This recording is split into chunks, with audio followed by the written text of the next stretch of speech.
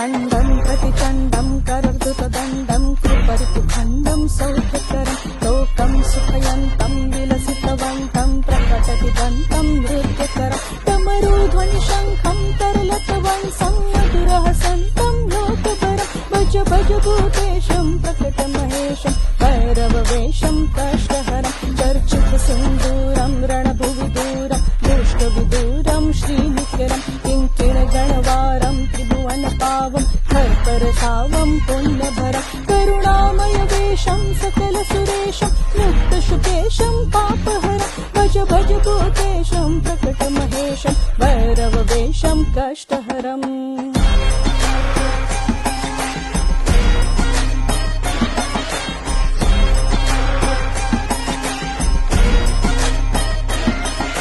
कलिमलसंहारं मदनविहारं फणिपतिहारं शीघ्रकरं कलुषंशयमन्तं परिभृतसन्तं मत्तदृगन्तं शुद्धकरं प्रतिनिन्दितकेशं नर्तनदेशं स्वच्छकशं सनमुण्डकरं भज भज भूतेशं प्रकटमहेशं भैरववेशं कष्टहरं कठिनस्तनशुम्भं सुकृतं सुलभं कालीडिङ्गं खड्गधरं भूतभूतपिशाचं श्रुतमृदवाचं स्निग्धसुगाचं भक्तभरं तनुभाजितशेषं विलमसुदेशं कष्टसुरेशं प्रीतिनरं भज भज भूतेशं प्रकटमहेशं भैरववेशं कष्टहरम्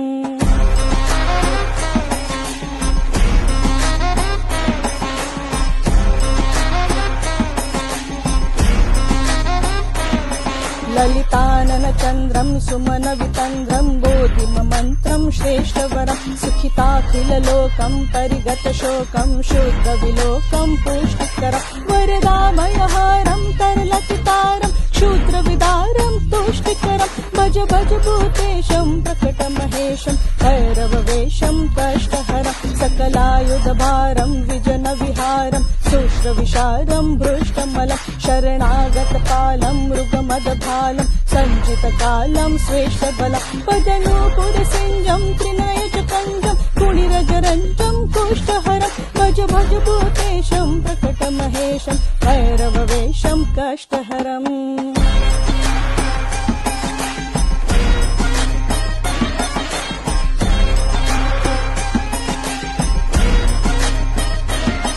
मदयुत सर्वारं प्रकटति भावं विश्वसुभावं ज्ञानपदं रक्तांशुकजोषं परिकृततोषं नाशितदोषं सन्मतिदं कुटदग्धदीकं जलधननीकं विसलदधीकं प्रेमभरं भज भज भूतेशं प्रकटमहेशं भैरववेशं कष्टहरं परिनिर्जितकामं विलसत्यवामं योगिजनाभं योगेशं बहुमद्दपनाथं गीतसुगाथं कष्टसुनाथं वीरेशं कलयन्तममेशं वृत्रजगदेशं नृत्यसुरेशं वीरेशं भज भज भूतेशं प्रकटमहेशं भैरववेशं कष्टहरं भज भज भूतेशं प्रकटमहेशं भैरववेशं कष्टहरं भज भज भूतेशं प्रकटमहेशं